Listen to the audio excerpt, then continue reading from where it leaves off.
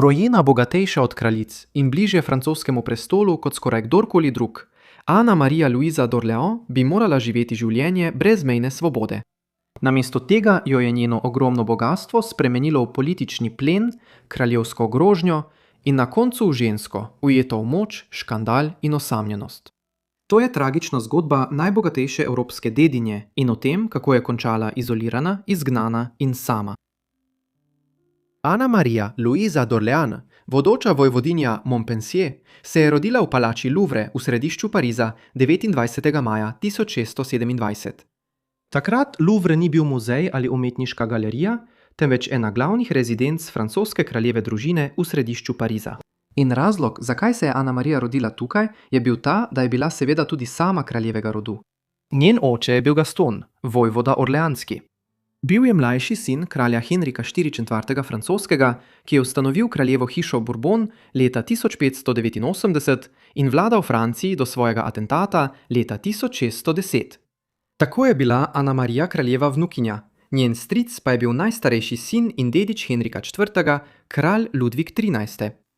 Mati Ane Marije je bila Marija de Bourbon, vojvodinja Montpensierska. Prihajala je iz druge veje rodbine Bourbon in je postala vojvodinja že kot dojenček po smrti svojega očeta. Marija in Gaston sta se poročila avgusta 1626 in že v nekaj tednih je prvič zanosila. Žal Ana Marija nikoli ne bi spoznala svoje matere. Po porodu je zbolela in umrla.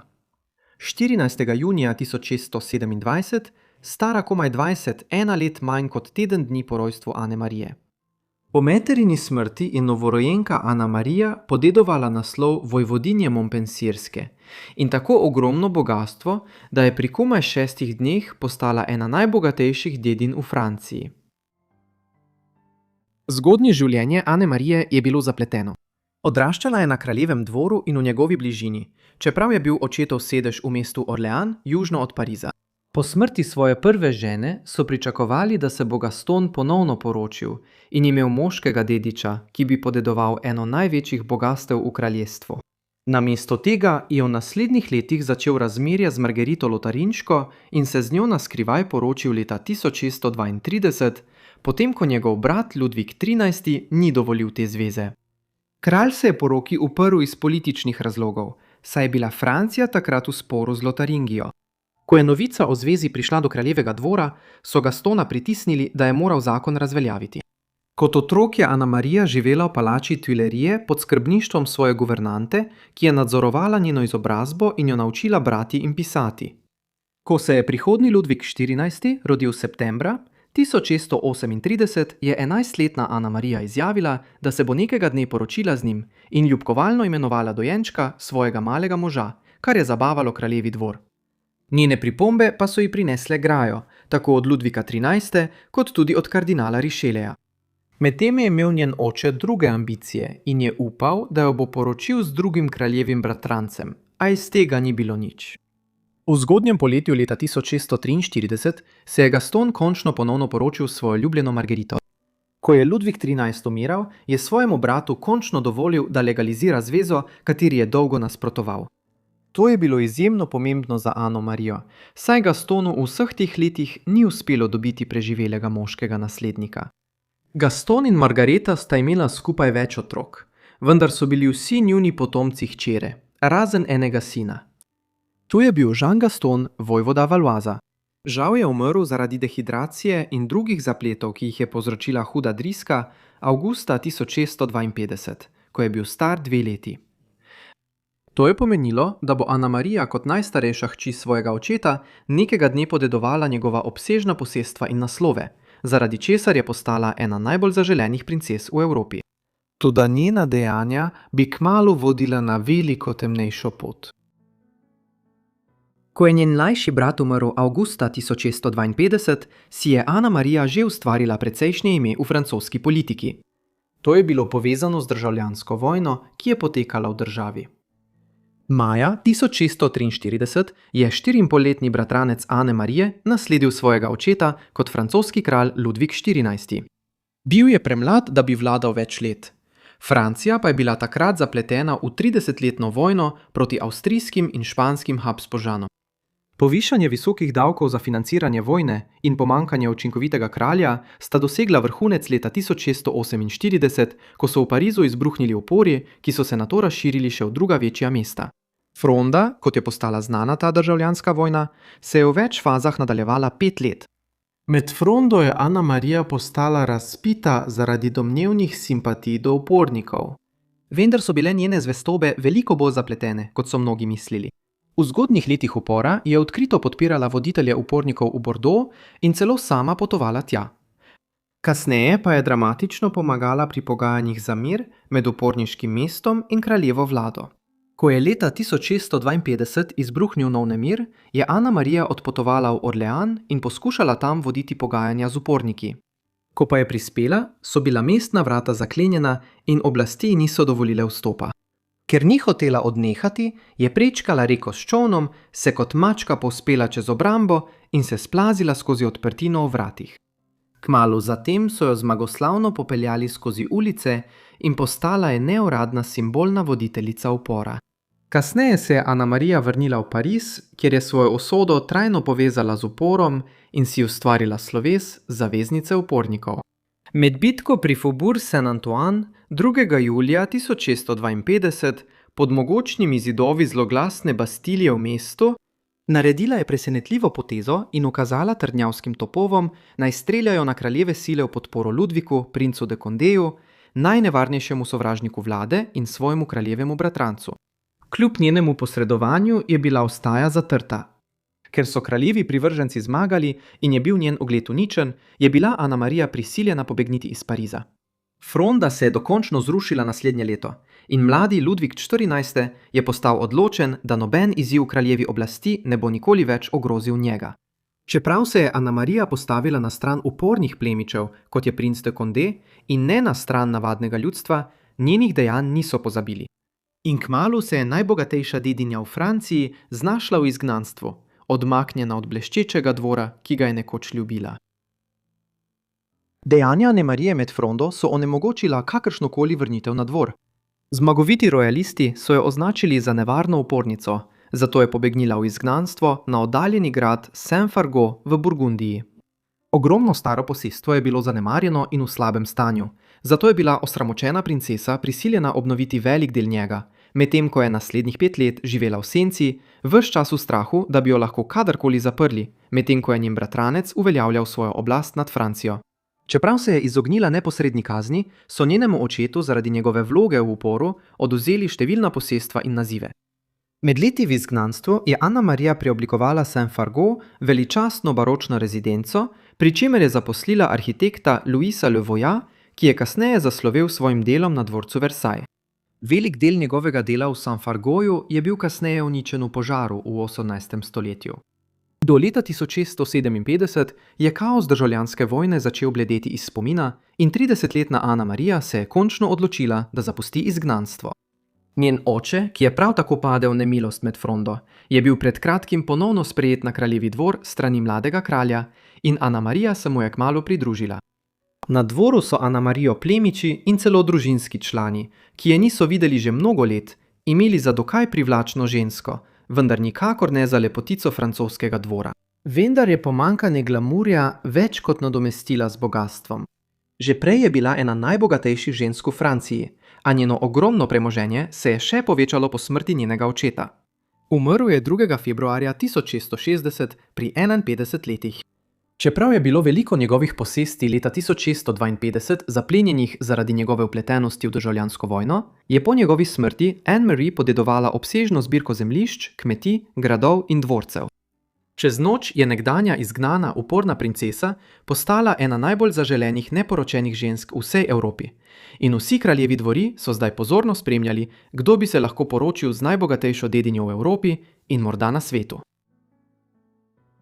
Ko je njen oče umrl leta 1660, je bila Anne-Marie, zdaj splošno znana kot La Grande Mademoiselle, velika gospa, stara 32 let in še vedno neporočena, kar je bilo za princeso njenega ranga skoraj škandalozno. V času, ko so plemkinje pogosto poročali pri 15 ali 16 letih, je najbogatejša dedinja Evrope nekako ostala samska desetletja.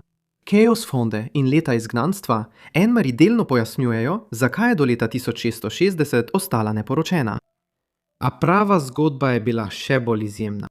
Skozi leta so princi in kraljevi snubci zasledovali njeno ogromno bogastvo, vendar so se pogajanja znova in znova sesula ali pa je Anne-Marie sama zavrnila snubitev. Naprimer, leta 1646 je en predlog predvideval, da bi se Anne-Marie po smrti njegove žene, Marije Ene Španske, poročila s Ferdinandom III. Cesarjem Svetega rimskega cesarstva. Takšna poroka med prvo sestrično Ludvika XIV. In vladarjem Habsburškega cesarstva bi morda pomagala okrepiti mirovna pogajanja v zadnjih letih 30-letne vojne. Na koncu pa so se pogovori sesuli. Namesto tega se je Ferdinand leta 1648 poročil z Marijo Leopoldino Avstrijsko, kasneje pa še z Eleonoro Gonzaga. Natosta fronda in leta izgnanstva Anne-Marie skoraj povsem uničila njene možnosti za poroko, a po vrnitvi na dvor leta 1657 je najbogatejša evropska dedinja nenadoma spet postala zaželena. En predlog je celo predvideval, da bi se poročila s Filipom I., vojvodo Orleanskim, njenim prvim bratrancem in mlajšim bratom Ludvika XIV. A Filip je bil 13 let mlajši od Anne-Marie, znan po svoji nezrelosti in še vedno globoko navezan na svojo mater. Zato je Anne-Marie zavrnila to zvezo. Na koncu se je Filip poročil s Henrieto Anne Stuart, sestro angleškega kralja Karla II. Skozi leta so potekale tudi razprave o tem, da bi Anne-Marie poročili s Karlom med njegovimi leti izgnanstva na celini. Toda po obnovitvi angleške monarhije leta 1660, ki je Karlu omogočila vrnitev v Anglijo in ponovno zavzetje prestola, se je namesto tega poročil s Katarino Bragansko, portugalsko princeso, katere doto je Angliji prinesla tako denar kot dragocene čezmorske posesti. Tudi zadnji glavni snubec Anne-Marie je bil član portugalske kraljeve družine. Leta 1663 je Ludvik XIV. Predlagal, da bi se poročila z Afonso VI. Portugalskim. Predlog jo je vseeno grozno prestrašil. Afonso je bil 16 let mlajši od Anne-Marie, fizično prizadet in splošno znan kot nestabilen ter nezrel. Anna-Marija ni imela nobene želje zapustiti Francijo in se poročiti z mladim tujim kraljem v daljni Lizboni. Čeprav je zavrnila vsakega od svojih snubcev ali pa so se ti načrti razblinili, se je Anna-Marija kmalu podala v romanco, ki je prerasla v enega največjih škandalov njenega življenja. V poznih 1660-ih se je Anna-Marija zaljubila v Antoana Nonparta de Comina, prvega vojvodo Lauzuna. Prihajal je iz obubožane manjše francoske plemiške družine in si je slavo ter moč na dvoru pridobil kot diplomat v Španiji. Po večmesečnem dvorjenju je Anna-Marija prosila svojega bratranca, kralja, za dovoljenje, da se poroči z Lauzunom.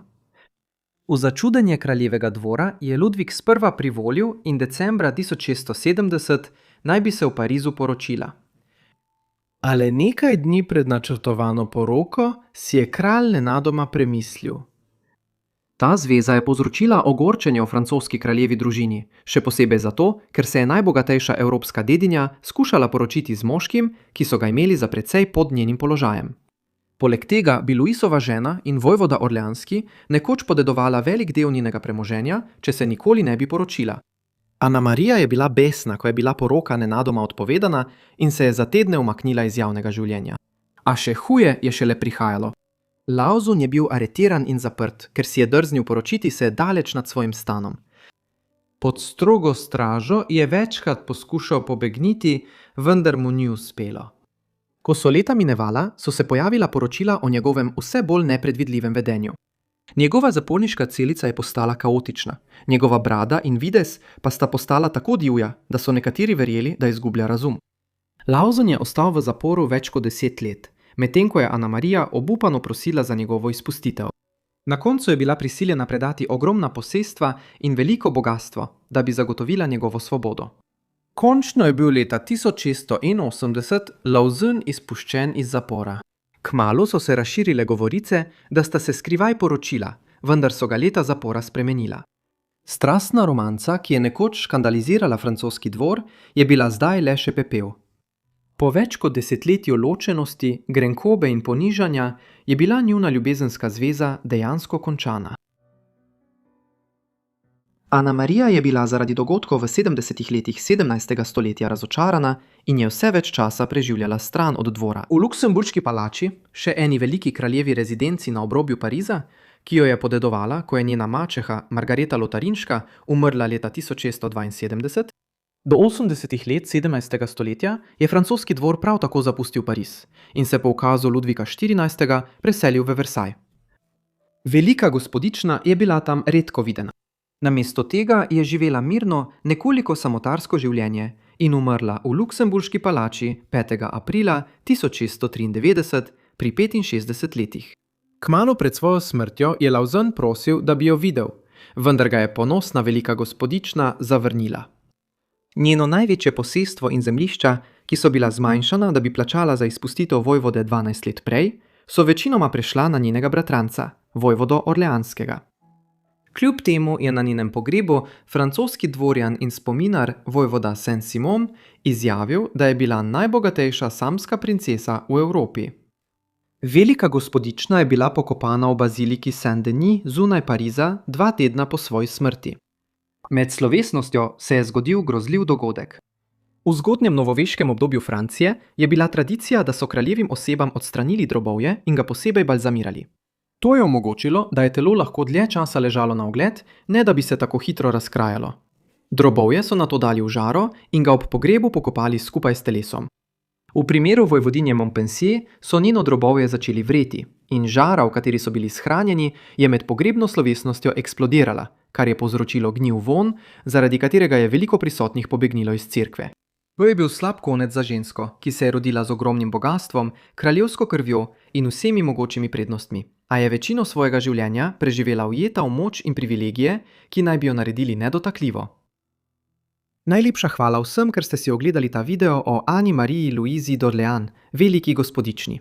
Upam, da vam je bil zanimiv. Sporočite mi v komentarjih spodaj, kaj si mislite o tem, in če imate kakšne predloge, mi jih prav tako napišite v komentarjih spodaj. Upam, da ste naročeni na moj kanal in imate vklopljena obvestila, da boste prejeli vsa moja videa takoj, ko jih naložim. Kakorkoli, to je vse z moje strani, zato se vidimo v naslednji epizodi Forgotten Lives. Hvala!